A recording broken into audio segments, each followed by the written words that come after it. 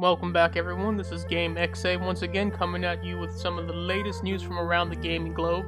And today's video we're going to look over some of the big news stories concerning Xbox and Microsoft. So recently it was revealed by Xbox CEO Phil Spencer that prices for everything Xbox would be increasing across the board, including Game Pass, but a recent survey indicates that they may be offering a lower priced version supported by ads and with limitations when compared to the current Game Pass service.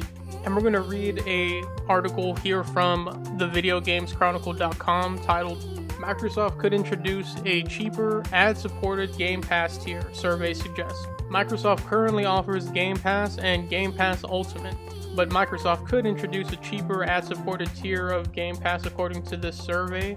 The survey, which appeared on Reset Era, spotted by Windows Central, appears to ask whether players would be willing to pay lower amounts than the standard Game Pass monthly fee in exchange for some limitations on the subscription. One option would see players pay a lower fee but have access to first-party titles on a delay, which could be as much as 6 months. A reduced tier could also see integrated ads as part of the service. However, it is not clear how these ads would manifest. And the article continues, while a survey is not indicative of something guaranteed to happen, it does suggest Microsoft is looking for ways to expand its Game Pass subscription base, which Xbox head Phil Spencer has admitted has slowed down on the console side despite strong PC adoption. Now, I think this is likely to happen as Microsoft filed a patent for in-game advertisement or advertisement tied to Game Pass to some extent. I forget exactly what it was, but it also fits in with just their pattern of offering multiple options to access their goods and services, like how they have 2 versions of the current Xbox, the Series X and the Series S, and even their controller offerings with the customizable features show a willingness to have an option for as low a price as possible. And next up, we're reviewing information that verifies Xbox has plans to launch a mobile storefront similar to Google's or Apple. This information has come to light recently as part of Microsoft's filings to the UK's Competition and Markets Authority. And we're going to pull from TheVerge.com. This article is titled, Microsoft is building an Xbox mobile gaming store to take on Apple and Google.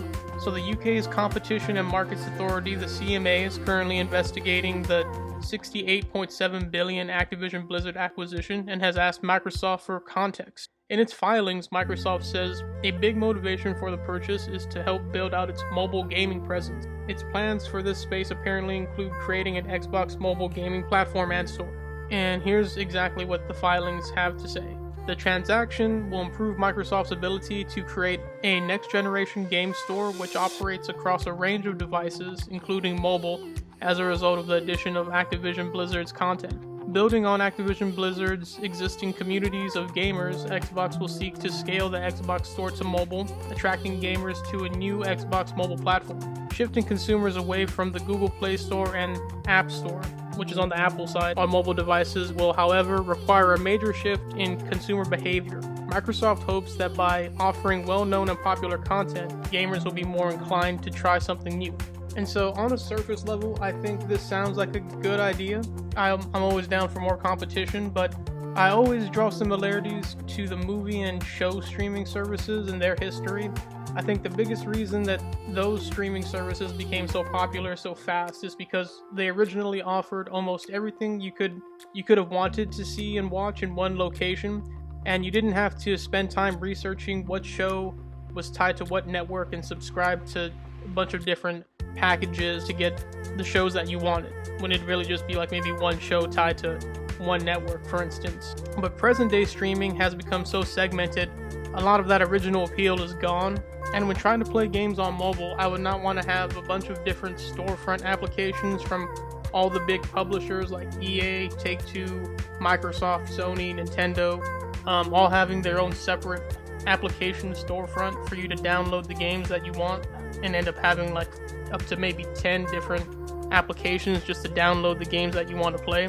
But I fear that's the direction that this will go. And while it doesn't state specifically that they want to make it exclusive, I don't see another way to capitalize on those IP from Activision and Blizzard unless you're going to make the content exclusive to whatever Microsoft is trying to put out. But moving on, I feel obligated to mention the latest news in the Microsoft Xbox attempt to acquire Activision Blizzard. As you may have already heard, the FTC, which operates in America, Federal Trade Commission, has filed a lawsuit aiming to block the deal as it currently stands.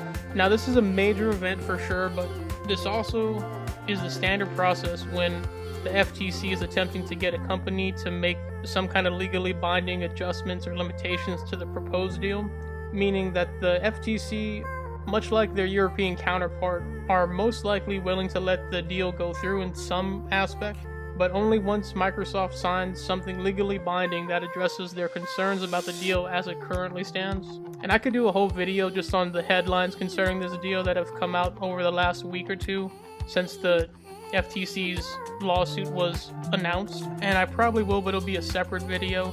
And we've already gone over a lot of the information as far as what we can expect from the Federal Trade Commission or the European version of this, as far as what kind of concessions they may ask of Microsoft to let the deal go through.